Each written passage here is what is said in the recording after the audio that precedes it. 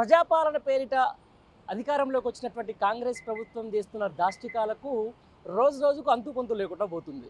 మొన్న రైతులు, నిన్న నిరుద్యోగులు, ఈరోజు రియాల్టర్లకు సంబంధించి కూడా అంటే ఏ విషయం మీద ఒక స్పష్టమైన అవగాహన లేకుండా ఓవైపు నిరుద్యోగులు ధర్నాలు చేస్తున్నా పట్టించుకోకుండా, మరోవైపు గవర్నమెంట్ గురుకుల టీచర్లు ఉద్యమాలు చేస్తున్నా పట్టించుకోకుండా ఉన్నటువంటి ప్రభుత్వం ఈసారి ఏకంగా ఏదైతే గ్రామాల్లో ఉన్నటువంటి లేఅవుట్ల క్రమబద్ధీకరణ కోసం లేకపోతే రిజిస్ట్రేషన్ల కోసం కూడా మళ్ళీ ఆపివేయడం జరిగింది.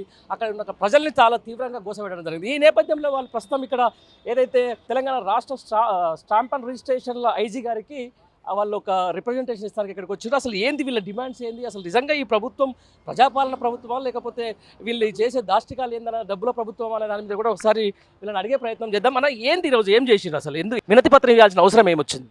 రాష్ట్ర వ్యాప్తంగా ఒక 2 లక్షల ప్లాట్లు గ్రామ పంచాయతీ లేఅవుట్లో రిజిస్ట్రేషన్ కోసం ఎదురు చూస్తున్నాయి. గతంలో ఇప్పుడున్నటువంటి రెవెన్యూ మినిస్టర్ గారు కానీ, ముఖ్యమంత్రి రేవంత్ రెడ్డి గారు కానీ ఆ గ్రామ పంచాయతీ లేఅవుట్లలోని ప్లాట్లను రిజిస్ట్రేషన్ చేస్తామని చెప్పి హామీ ఇవ్వటం జరిగింది. అట్లాగే ఇప్పటికే రిజిస్ట్రేషన్ ఛార్జెస్ చాలా పెరిగినాయి, భూముల ఛార్జెస్ పెరిగినాయి. అనేక రకాలుగా ప్రజలు, పేద మధ్యతరగతి ప్రజలు ఇబ్బంది పడుతున్నారు, సొంత ఇంటి కళకు దూరం అవుతున్నారు. ఈ ప్రభుత్వం రిజిస్ట్రేషన్ ఛార్జెస్ పెంచుతామని చెప్పి ఒక ప్రకటన చేయటం జరిగింది. దానివల్ల అసలు హైదరాబాద్ నగరంతో పాటుగా తెలంగాణలో ఉన్నటువంటి ఏ నగరంలో కూడా ఏ ప్రభుత్వ ఉద్యోగి కూడా ఒక 200 గజాల్లో ఇల్లు కట్టుకునేటటువంటి పరిస్థితి లేదు. ఇప్పటికే లక్షల్లో రిజిస్ట్రేషన్ ఛార్జెస్ ఉన్నాయి, ఎల్ఆర్ఎస్ ఛార్జెస్ ఉన్నాయి, పర్మిషన్ ఛార్జెస్ ఉన్నాయి. కాబట్టి రిజిస్ట్రేషన్ ఛార్జెస్ పెంచే ఉద్దేశాన్ని వెనక్కి తీసుకోవాలని చెప్పి డిమాండ్ చేస్తున్నాం. అట్లాగే గ్రామ పంచాయతీలో ఏవైతే ఒక్కసారి కూడా రిజిస్ట్రేషన్ కానటువంటి ప్లాట్లు ఉన్నాయో వాటిని రిజిస్ట్రేషన్కి అనుమతిస్తే 2000 కోట్ల రూపాయలు ప్రభుత్వానికి ఆదాయం వచ్చే అవకాశం ఉన్నది.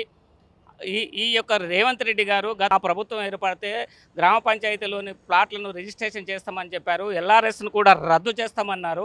ఎల్ఆర్ఎస్ను రద్దు చేస్తామన్నటువంటి ప్రభుత్వం ఇప్పుడు బలవంతంగా ఎల్ఆర్ఎస్ని వసూలు చేసే పరిస్థితికి వచ్చింది.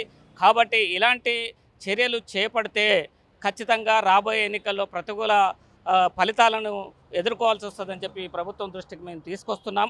గతంలో బీఆర్ఎస్ గవర్నమెంట్ని ఇదే రేవంత్ రెడ్డి గారు ఎద్దేవా చేశారు. ఎల్ఆర్ఎస్ కాకుండా ఇంకా ఈయన మ్యారేజ్ రెగ్యులరేషన్ స్కీమ్ కూడా తీసుకొస్తారేమో కేసీఆర్ గారు అని చెప్పడం జరిగింది.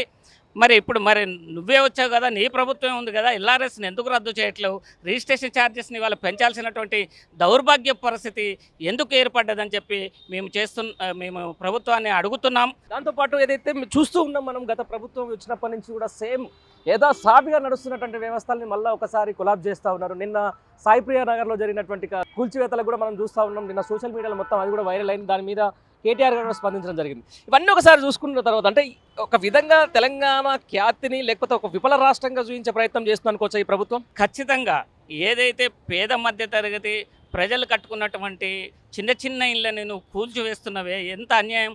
అసలు మీకు ఎట్లా కూల్చివేయాలి అంటే రాజకీయ పరిస్థితులను, అంటే రాజకీయ కక్ష తీర్చుకోవటం కోసం బీఆర్ఎస్లో ఉన్నటువంటి ఎవరైతే కార్పొరేటర్లు ఉన్నారో, మేయర్ ఉన్నారో వాళ్ళ మీద కక్ష తీర్చుకోవటం కోసమే ఆ కూల్చివేతలు జరిగినాయి అనేది ఎలాంటి సందేహం లేదు. ఇలాంటి చర్యలకు పాల్గొంటే ప్రజలు చూస్తున్నారు, ప్రజలు గుడ్డి వాళ్ళు ఏం కాదు. ఖచ్చితంగా మీకు ప్రతికూల ఫలితాలు వచ్చే ఎన్నికల్లో వాళ్ళు చూపిస్తారని చెప్పి కూడా ఈ ప్రభుత్వానికి మేము తెలియజేస్తున్నాం. ప్రధానంగా మీ తెలంగాణ రియల్టర్ అసోసియేషన్ నుంచి డిమాండ్స్ ఏంది ప్రభుత్వానికి? మేము అనేక విషయాలు ఈ ప్రభుత్వం ముందుకు మేము తీసుకొస్తున్నాం. గత ప్రభుత్వం ముందుకు కూడా తీసుకురావటం జరిగింది. గత ప్రభుత్వం కొన్ని సమస్యలను పరిష్కరించడం జరిగింది. ఈ ప్రభుత్వానికి కూడా రిజిస్ట్రేషన్ ఛార్జెస్ పెంచవద్దని చెప్తున్నాం. గ్రామ పంచాయతీ లెవెల్లో ఉన్న ప్లాట్లను రిజిస్ట్రేషన్ చేయమంటున్నాం. ఈ ప్రభుత్వం వచ్చిన తర్వాత రియల్ ఎస్టేటు మందగమనంలో ఉన్నది. రియల్ ఎస్టేట్ వ్యాపారం డెవలప్ కావడానికి ఈ ప్రభుత్వం ఇంతవరకు ఎలాంటి చర్యలు తీసుకోలేదు. మరి రియల్ ఎస్టేట్ వ్యాపారం డెవలప్ అవుతూనే కూడా అన్ని వ్యాపారాలు డెవలప్ అవుతాయి, ప్రజలు కూడా ఆర్థికంగా స్థిరపడతారు.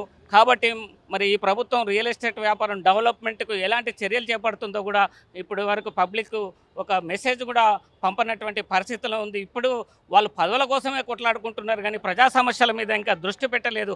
6 నెలలు గడిచింది. 6 నెలల్లో ధరణి సమస్యలు పరిష్కరిస్తామని చెప్పారు, ఎల్ఆర్ఎస్ సమస్యలు పరిష్కరిస్తామని చెప్పారు, రిజిస్ట్రేషన్ సమస్యలు పరిష్కరిస్తామని చెప్పారు. మా గ్రామ పంచాయతీ లెవెల్లోని ప్లాట్లను రిజిస్ట్రేషన్కు అనుమతిస్తామని చెప్పి పొంగిలేటి గారు హామీ ఇచ్చారు. 6 నెలలు గడిచిపోయినా కూడా వాళ్ళ హామీని నిలబెట్టుకునే పరిస్థితులు ఈ ప్రభుత్వం లేదు.